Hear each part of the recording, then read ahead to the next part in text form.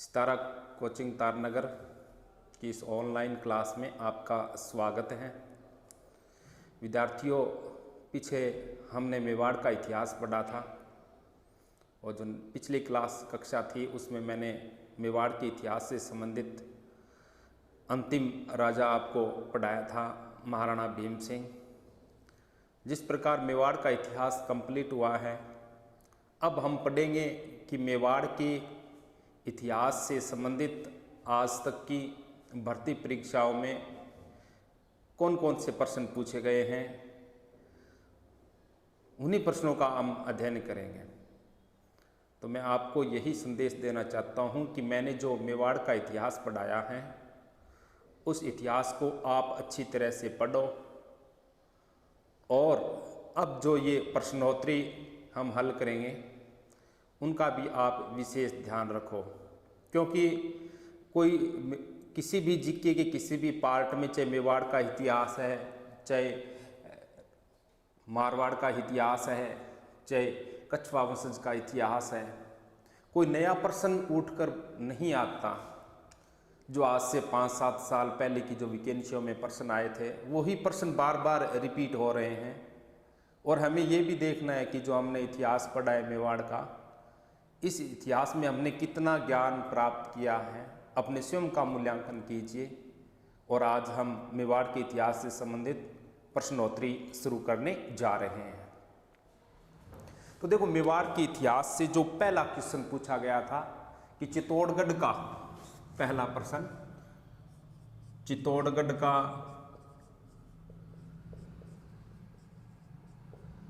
तीसरा युद्ध कब हुआ,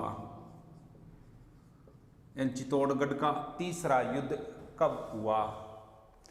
तो ये जो प्रश्न है, ये प्रश्न पूछा गया था नगरपालिका ईओ की वैकेंसी 2016 में, यानी नगरपालिका ईओ की वैकेंसी हुई थी 2016 में। उसमें ये प्रश्न पूछा गया था कि चित्तौड़गढ़ का तीसरा युद्ध कब हुआ, अर्थात चित्तौड़गढ़ का तीसरा साका कब हुआ। तो मैंने आपको बताया है कि चित्तौड़गढ़ का जो तीसरा साका है, जो चित्तौड़गढ़ का तीसरा साका है वो 1568 में हुआ था। 1568, 2 सन इनकी साथ में आती है, 1567 से 1568।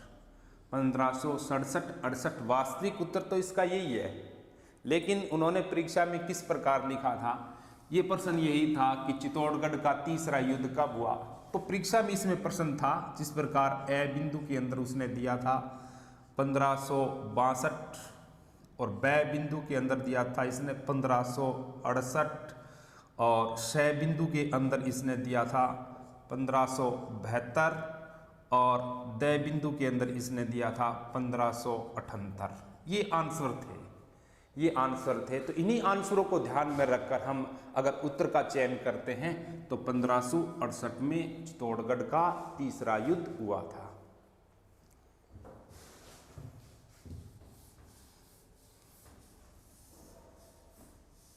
अब इनके बाद में पढ़ेंगे हम। सेकंड प्रश्न पूछा गया था कि महाराणा राज सिंह का शासनकाल क्या था। शासनकाल क्या था कि महाराणा राज सिंह का शासनकाल क्या था। तो महाराणा राज सिंह का शासनकाल 1652 से 1680। इसका जो शासनकाल था वो 1652 से 1680, यानी 1652 से लेकर 1680 तक जो मेवाड़ का शासक था वो राज सिंह था। ये भी प्रश्न परीक्षा में पूछा गया है। जयन भर्ती 2016 में, जयन भर्ती 2016 में और सेकंड ग्रेड टीचर 2010 में 2 बार ये प्रश्न पूछा गया है कि राज सिंह का शासनकाल क्या था। तो राज सिंह का शासनकाल 1652 से 1680। ईओ वैकेंसी 2016 और सेकंड ग्रेड 2010 में ये प्रश्न पूछा गया है।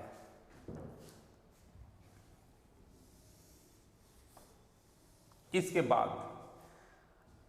बाद जो प्रश्न पूछा गया था वो था इजलास खास क्या है।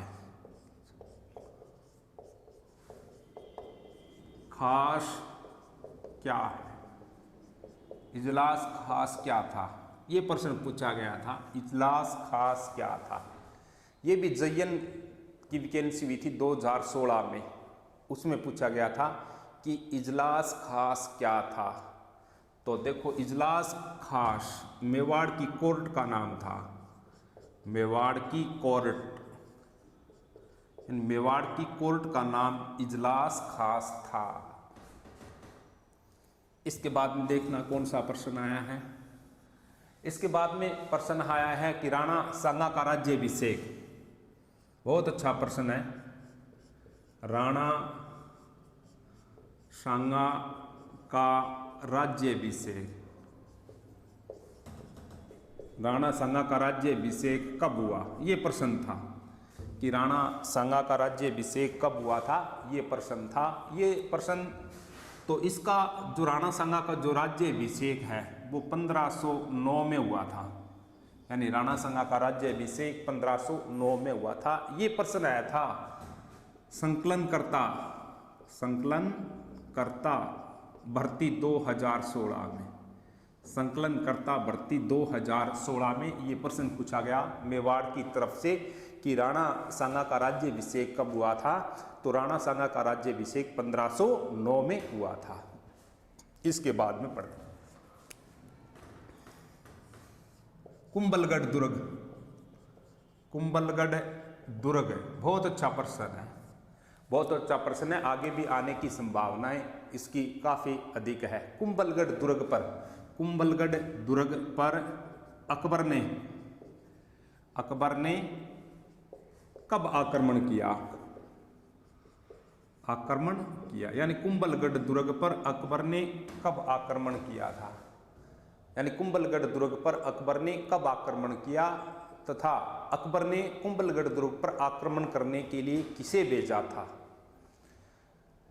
तो जिस प्रकार मैंने आपको बताया है कि महाराणा प्रताप से संबंधित, तो महाराणा प्रताप का जो सेकंड शिष्टमंडल था, यानी कुंभलगढ़ दुर्ग पर आक्रमण करने के लिए अकबर ने किसे भेजा और कुंभलगढ़ दुर्ग पर आक्रमण कब हुआ था, ये प्रश्न पूछा गया है। तो पहली बात तो आपको याद रखनी है कि कुंभलगढ़ दुर्ग पर जो आक्रमण हुआ था वो 1578 में हुआ था, 1578 में।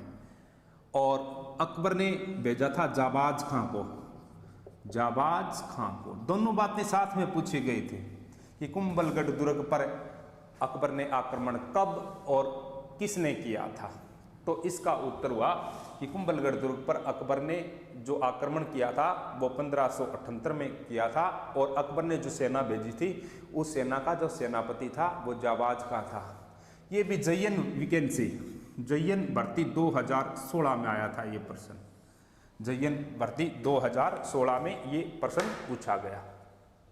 अब इसके बाद में देखते हैं कि कौन कौन से प्रश्न और मेवाड़ के इतिहास से पूछे गए।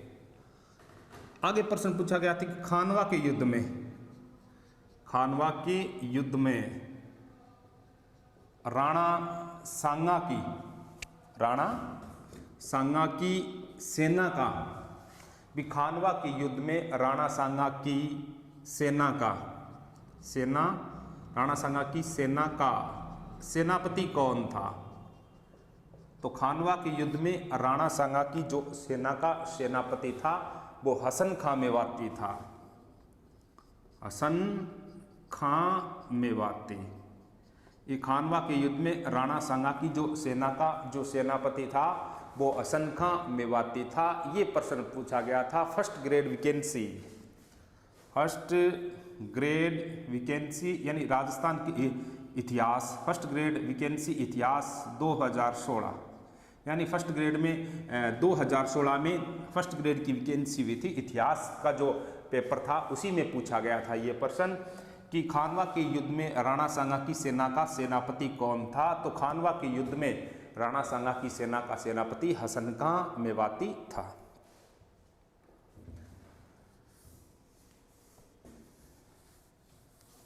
खानवा के युद्ध में राणा सांगा की सेना का सेनापति हसन खां मेवाती। इसी प्रकार प्रश्न पूछ लेते हैं कि हल्दी घाटी के युद्ध में महाराणा प्रताप की सेना का सेनापति कौन था। तो हल्दी घाटी के युद्ध में महाराणा प्रताप की सेना का सेनापति हकीम खां सूरी। महाराणा प्रताप पूछा गया है तब हकीम खां सूरी, और राणा सांगा पूछा गया है तब हसन खां मेवाती। इसके बाद पूछा गया राणा अकबर और महाराणा प्रताप के बीच युद्ध का कारण। बहुत अच्छा प्रश्न है। अकबर प्लस महाराणा प्रताप के बीच युद्ध का कारण। ये भी फर्स्ट ग्रेड वैकेंसी इतिहास के पेपर में पूछा गया था। फर्स्ट ग्रेड की जो वैकेंसी हुई थी हिस्ट्री के पेपर में पूछा गया था 2016 में, कि अकबर और महाराणा प्रताप के बीच युद्ध का कारण क्या था। तो इसके युद्ध का कारण था कि महाराणा प्रताप ने अकबर की अधीनता स्वीकार नहीं किए थे। इसी के बाद प्रश्न पूछा राणा सांगा और बाबर के बीच ऐतिहासिक युद्ध कौन सा हुआ था। बहुत अच्छा प्रश्न है। राणा सांगा प्लस बाबर के बीच ऐतिहासिक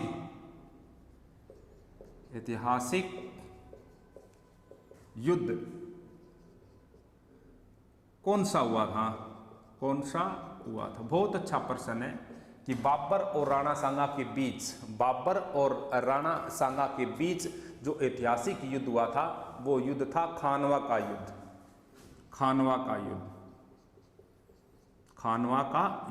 तो खानवा का मैदान है जो भरतपुर जिले में है, खानवा का मैदान। और खानवा का युद्ध बाबर और राणा सांगा के बीच में हुआ था। ये पूछा गया था कॉलेज वाख्याता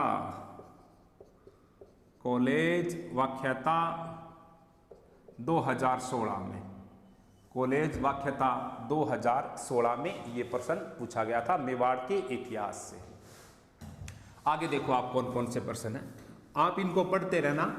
मेवाड़ के इतिहास से संबंधित आपका एक प्रश्न भी गलत नहीं होगा। आप इनको एक बार दोहराते रहना, क्योंकि ये यही प्रश्न बार बार उठ कर आ रहे हैं, तो इसमें गलत होने का तो आपका कोई चांस ही नहीं है। पद्मिनी के तोते का नाम पूछा गया था। पद्मिनी के तोते का क्या नाम था। हाँ, ये प्रश्न भी पूछा गया है। तो मैंने आपको पीछे बताया था कि पद्मिनी के तोते का नाम हीरामन था।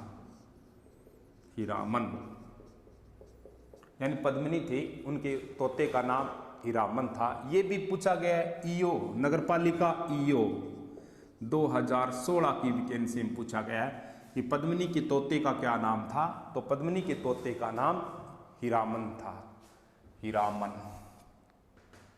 इसके बाद में पूछा गया है कुंभा द्वारा रचित ग्रंथ संगीतराज। बहुत अच्छा प्रश्न है। कुंभा द्वारा रचित ग्रंथ संगीतराज, यानी संगीतराज का जो लेखक था वो महाराणा कुंभा था। ये पूछा गया पटवार की वैकेंसी, पटवार 2016 में। ये प्रश्न पटवार की वैकेंसी 2016 में हुई थी, उसमें ये प्रश्न पूछा गया था कि कुंभा द्वारा रचित ग्रंथ संगीतराज को कितने भागों में विभाजित किया गया है। तो संगीतराज को 5 भागों में विभाजित किया गया है। यानी कुंभा द्वारा रचित ग्रंथ संगीतराज को 5 भागों में विभाजित किया गया है।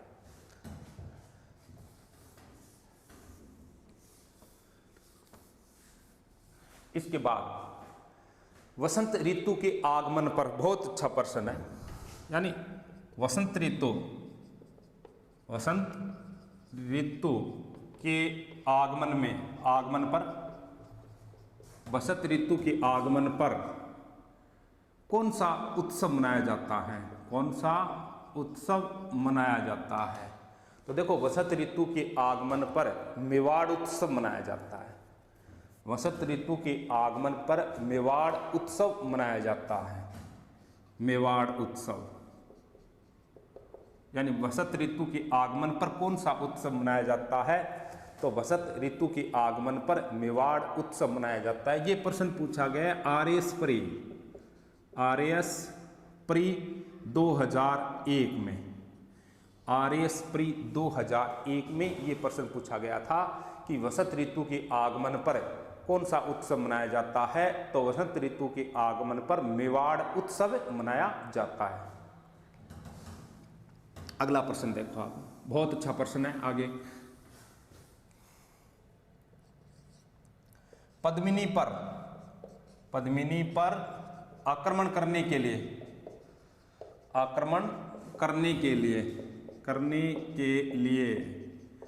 यानी पद्मिनी पर जब अलाउद्दीन खिलजी ने आक्रमण किया था, पद्मिनी पर आक्रमण करने के लिए अलाउद्दीन खिलजी को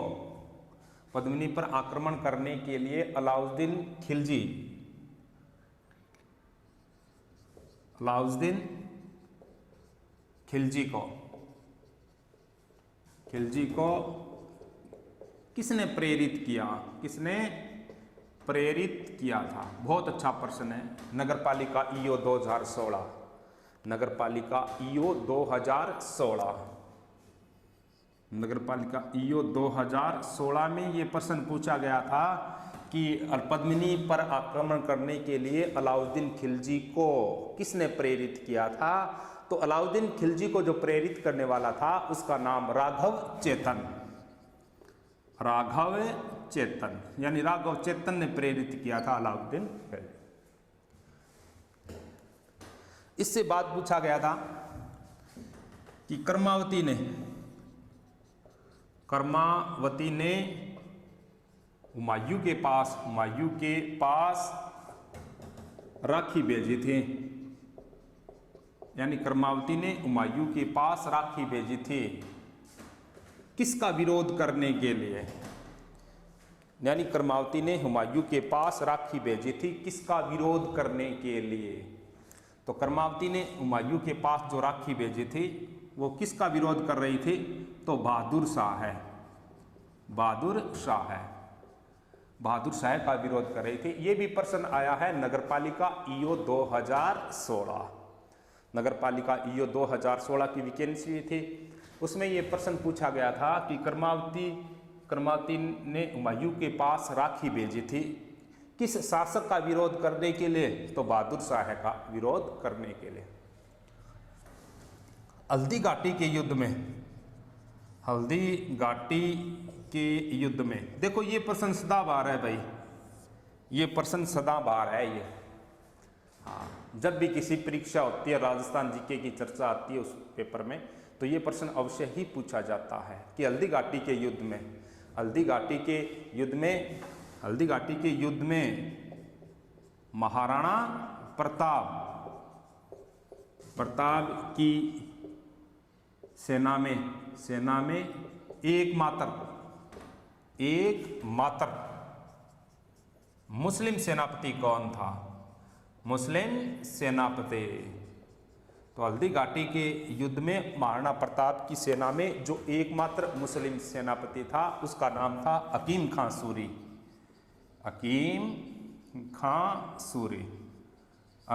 सूरी था। ये प्रश्न भी पूछा गया है नगरपालिका ईओ 2016 में। देखो, नगरपालिका ईओ वैकेंसी 2016 में हुई थी, उसमें सर्वाधिक प्रश्न मेवाड़ के इतिहास से पूछे गए थे। अब आगे आज जो वैकेंसी आज तक जो भी वैकेंसी हुई है उसमें सर्वाधिक इतिहास मेवाड़ के इतिहास से ही पूछे जाते हैं, सभी प्रश्न, अधिकांश प्रश्न पूछे जाते हैं। इसके बाद देखो आप,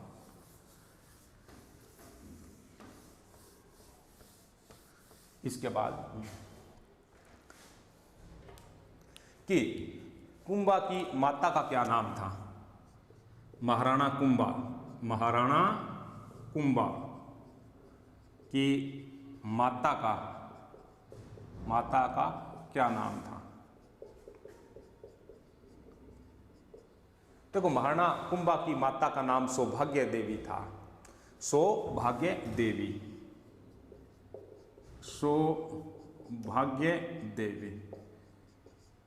यानी महाराणा कुंभा की जो माता थी उसकी माता का नाम सौभाग्य देवी था। ये भी प्रश्न पूछा गया था ईओ नगरपालिका ईओ 2016 में। नगरपालिका ईओ 2016 की वैकेंसी में ये प्रश्न पूछा गया था कि महाराणा कुंभा की माता का क्या नाम था, तो महाराणा कुंभा की माता का नाम सौभाग्य देवी। इसके बाद देखो आप, महाराणा प्रताप ने किस युद्ध के बाद मेवाड़ में मुगलों की,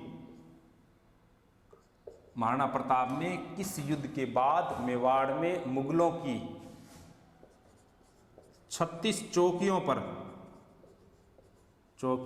पर अधिकार कर लिया था। तो देखो कि महाराणा प्रताप ने किस युद्ध के बाद, यानी मेवाड़ की 36 चौकियों पर मुगलों ने अधिकार कर लिया था, अकबर का अधिकार हो गया था।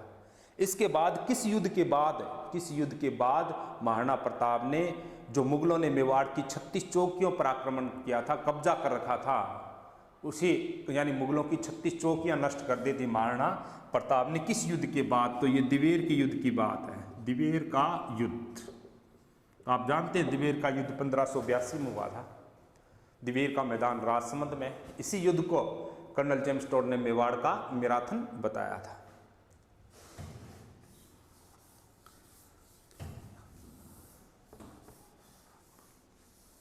इसके बाद देखो आपने, यानी नगरपालिका ईओ के अंदर फिर प्रश्न पूछा गया है कि किसके आशीर्वाद से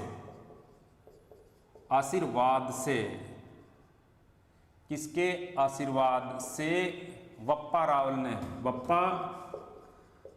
ने मेवाड़ की राजगद्दी प्राप्त किए थे, यानी किसके आशीर्वाद से बप्पा रावल ने मेवाड़ की राजगद्दी प्राप्त किए थे, मेवाड़ की राजगद्दी प्राप्त किए थे।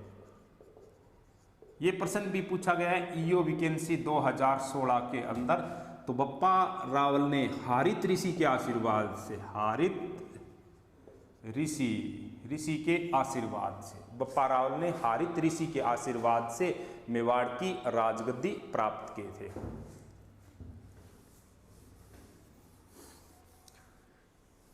इसके बाद देखो आप, अंचलगढ़ दुर्ग का निर्माता कौन था? अंचलगढ़ दुर्ग सिरोही में, अंचलगढ़ दुर्ग सिरोही के अंदर है, सिरोही में, अंचलगढ़ दुर्ग सिरोही में। ये भी नगरपालिका ईओ 2016 में पूछा गया है कि अंचलगढ़ दुर्ग सिरोही में इसका निर्माता कौन था? तो अंचलगढ़ दुर्ग का निर्माता महाराणा कुंभा था। अंचलगढ़ दुर्ग का निर्माता महाराणा कुंभा था। इसके बाद में मेवाड़ का 54वां शासक, बहुत अच्छा प्रश्न है, मेवाड़ का 54वां शासक कौन था? तो मेवाड़ का जो 54वां शासक था वो महाराणा प्रताप था। महाराणा प्रताप, यानी मेवाड़ का जो 54वां शासक, ये भी परीक्षा में पूछा गया है ईओ वैकेंसी 2016 में कि मेवाड़ का 54वां शासक कौन था? तो मेवाड़ का 54वां शासक महाराणा प्रताप था। इसके बाद मुगलों के साथ गठबंधन करने वाले अंतिम रियासत या अंतिम वंशज, मुगलों के साथ गठबंधन करने वाली अंतिम रियासत या अंतिम वंशज कौन सा था? तो देखो रियासत तो पूछता है तब इसका उत्तर हो जाता है मेवाड़। परीक्षा में वंशज पूछा था तो वंशज गोहिल था, गोहिल वंशज ने। ये प्रश्न पूछा गया था परीक्षा 3rd ग्रेड वैकेंसी 2013 में, 3rd ग्रेड वैकेंसी 2013 में ये प्रश्न पूछा गया था कि मुगलों के साथ गठबंधन करने वाला अंतिम रियासत या अंतिम वंशज कौन था? तो अंतिम वंशज गोहिल था।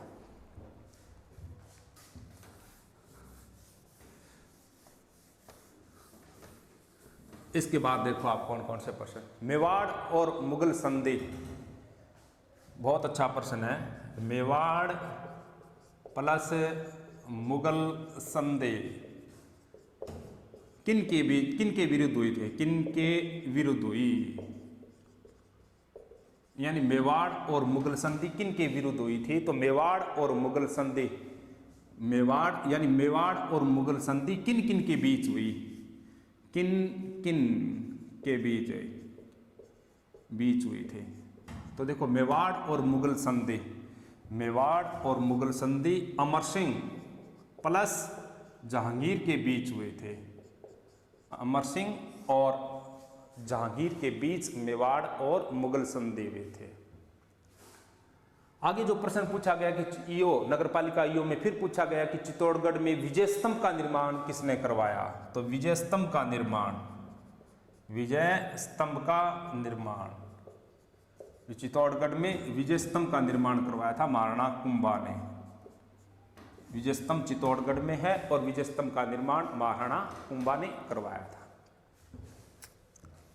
इसके बाद देखते हैं और कौन कौन से इसमें प्रश्न पूछे गए। अति महत्वपूर्ण क्वेश्चन है ये, परीक्षा की दृष्टि से आने वाले महत्वपूर्ण प्रश्न है। तो पढ़ने के बाद में अपना स्वयं का मूल्यांकन कीजिए आप कि हमने इस जो एक मेवाड़ का इतिहास पढ़ा है और इस इतिहास से संबंधित हमने क्या ज्ञान प्राप्त हुआ है। वो जो परीक्षाओं में आए हुए प्रश्न हैं उनको हल करने का आप प्रयास करो, आपकी बहुत ज़्यादा फायदा होगा। राणा सांगा इब्राहिम लोदी, यानी राणा सांगा ने, प्रश्न आया था राणा सांगा ने इब्राहिम लोदी को कौन से युद्ध में पराजित किया था, कौन से युद्ध में पराजित किया था।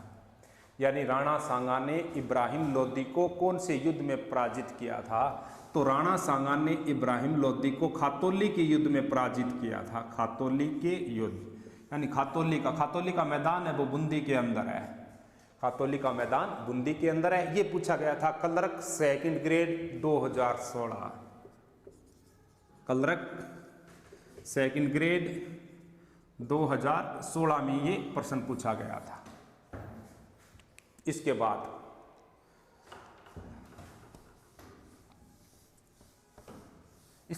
प्रश्न पूछा गया था कि महाराणा प्रताप का राज्याभिषेक कौन से स्थान पर हुआ था। महाराणा प्रताप का राज्याभिषेक कौन से स्थान पर हुआ था। तो महाराणा प्रताप का जो प्रारंभिक राज्याभिषेक था वो गोगुंदा में हुआ था और वास्तविक राज्याभिषेक कुंभलगढ़ में हुआ था। ये प्रश्न कई बार इसकी भाषाएं भी चेंज हो जाती है कि महाराणा प्रताप की राज्याभिषेक की औपचारिकता कौन से स्थान पर पूरी हुए थे। तो महाराणा प्रताप के राज्याभिषेक की औपचारिकता गोगुंदा नामक स्थान पर हुए थे। और ये प्रश्न भी क्लर्क सेकंड ग्रेड 2016 में पूछा गया था। आगे देखो प्रश्न कौन सा है। अकबर ने चित्तौड़गढ़ पर आक्रमण कब किया था। फिर आ गया ये प्रश्न। तो अकबर ने चित्तौड़गढ़ पर आक्रमण 1568 में किया था। आगे देखो, नैणसी के अनुसार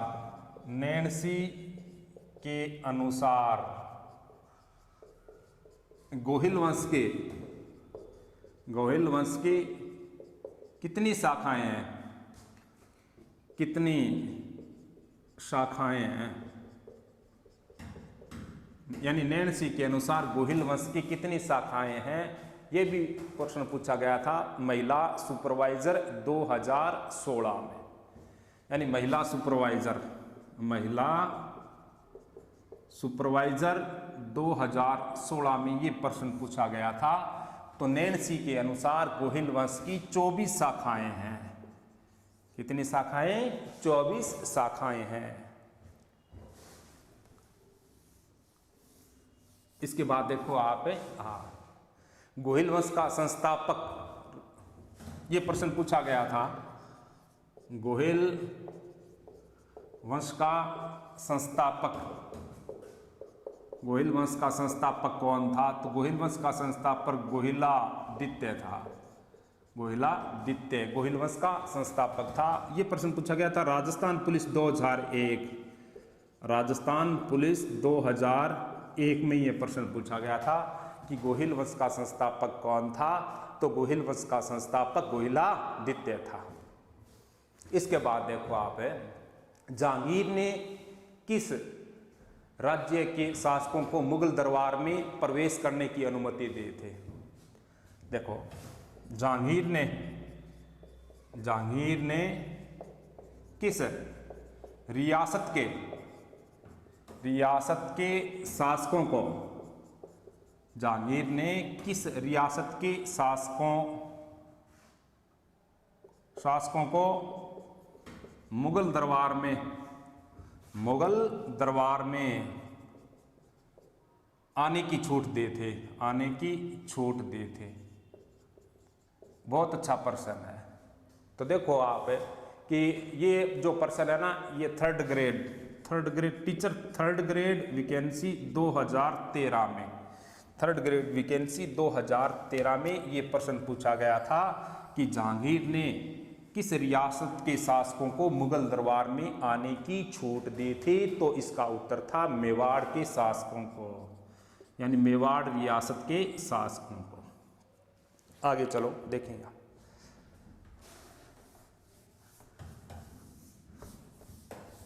सेकंड, चित्तौड़गढ़ आक्रमण के समय चित्तौड़गढ़ आक्रमण के समय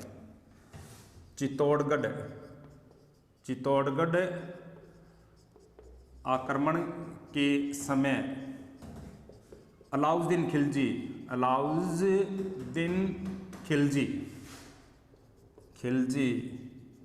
के साथ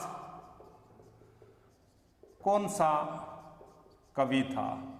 यानी जब अलाउद्दीन खिलजी ने चित्तौड़गढ़ पर आक्रमण किया था,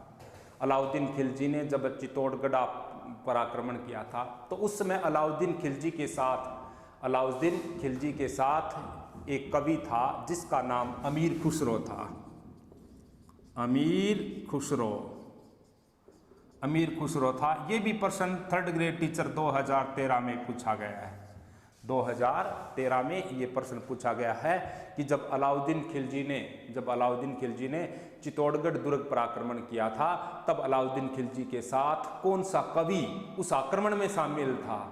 तो अलाउद्दीन खिलजी के पास जो कवि था, जो इतिहासकार था, उसका नाम अमीर खुसरो था। इसके बाद पूछा गया पद्मिनी किस शासक की पत्नी थे। थर्ड ग्रेड 2013, पद्मिनी किस शासक की पत्नी थे।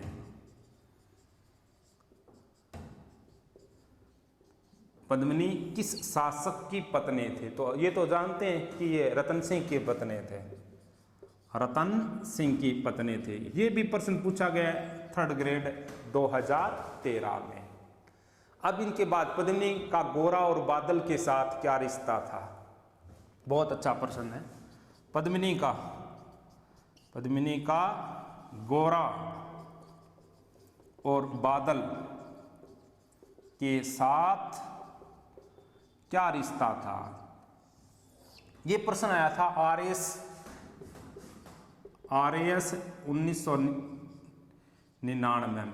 RAS की वैकेंसी जो हुई थी 1999 में, उसमें ये प्रश्न पूछा गया था कि पद्मिनी का गोरा और बादल के साथ क्या रिश्ता था। तो पद्मिनी का ये तो गोरा था, ये तो पद्मिनी का चाचा था, और बादल था ये भाई था,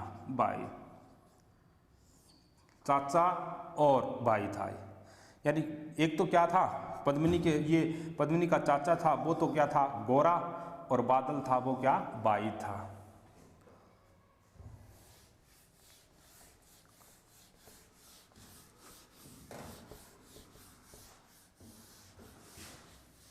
इसके बाद देखो आप कौन से, किस राजपूत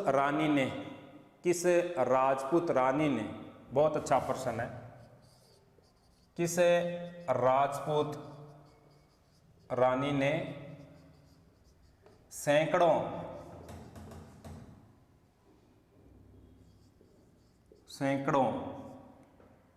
अनुयायियों के साथ जौहर किया था। कि वह राजपूत रानी कौन सी थी जिसने सैकड़ों अनुयायियों के साथ जौहर किया था? तो उनका नाम पद्मिनी था। पद्मिनी, पद्मिनी। ये पूछा गया था वनरक्षक 2010, वनरक्षक 2010 की वैकेंसी में ये प्रश्न पूछा गया था। पटवार 2009 में भी ये प्रश्न आया था। पटवार 2009 की वैकेंसी में भी ये प्रश्न आया था कि उस राजपूत रानी का नाम बताओ जिसने सैकड़ों अनुयायियों के साथ जौहर किया था। तो उसका नाम पद्मिनी था। आगे देखो, आगे प्रश्न पूछा गया था कि पद्मिनी किसकी पुत्री थी? पटवार 2011। पद्मिनी किसकी पुत्री थे? पुत्री थे। तो पद्मिनी गंधर्व सेन के पुत्री थे। गंधर्व सेन की पुत्री थे। ये प्रश्न आया था पटवार 2011। पटवार 2011 की वैकेंसी में ये प्रश्न पूछा था उन्होंने। आगे प्रश्न कौन सा आया था कि अलाउद्दीन खिलजी ने चित्तौड़गढ़ का नाम बदलकर क्या रखा था? Second grade 2010। अलाउद्दीन खिलजी ने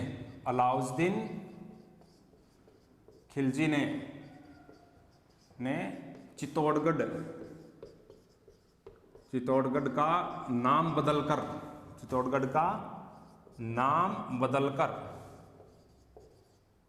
क्या रखा था?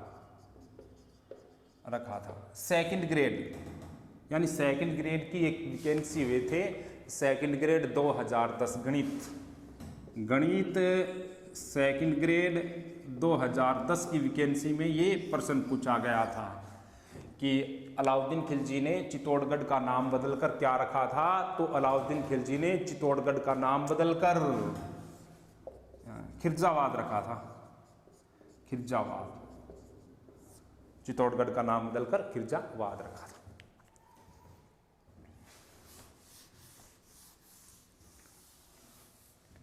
इसके बाद देखो आप, चित्तौड़गढ़ का शासक रतन सिंह किस वंश से संबंधित था? अंग्रेजी 2010 की वैकेंसी में थे। रतन सिंह किस वंश का शासक था? किस वंश का शासक था? तो रतन सिंह गोहिल वंश का था। गोहिल वंश का। और ये प्रश्न आया था सेकंड ग्रेड अंग्रेजी की जो परीक्षा हुई थी उसमें आया था 2010 में। 2010 की वैकेंसी में ये प्रश्न आया था। आगे प्रश्न पूछा गया था कि मेवाड़ में बौद्धिक और कलात्मक उन्नति का जनक LDC 2011। मेवाड़ में बौद्धिक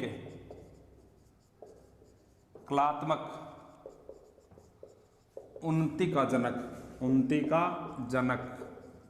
किसे माना गया है?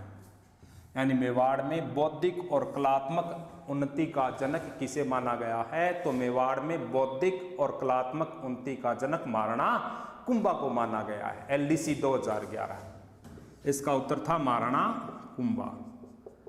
LDC 2011 में पूछा गया था ये प्रश्न। इसके बाद चंपानेर की संधि किसके विरुद्ध हुई थे? 2013। चंपानेर की संधि किन के विरुद्ध हुई? ये प्रश्न पूछा गया था थर्ड ग्रेड अध्यापक 2013 में। चंपानेर की संधि महाराणा कुंभा के विरुद्ध हुई थे। चंपानेर की संधि महाराणा कुंभा के विरुद्ध हुई थे। आगे देखो, राजस्थान पुलिस 2014 में पूछा गया था कि अभिनव भट्टाचार्य के नाम से, अभिनव भट्टाचार्य के नाम से कौन सा शासक प्रसिद्ध था? तो अभिनव भट्टाचार्य के नाम से कुंभा प्रसिद्ध था।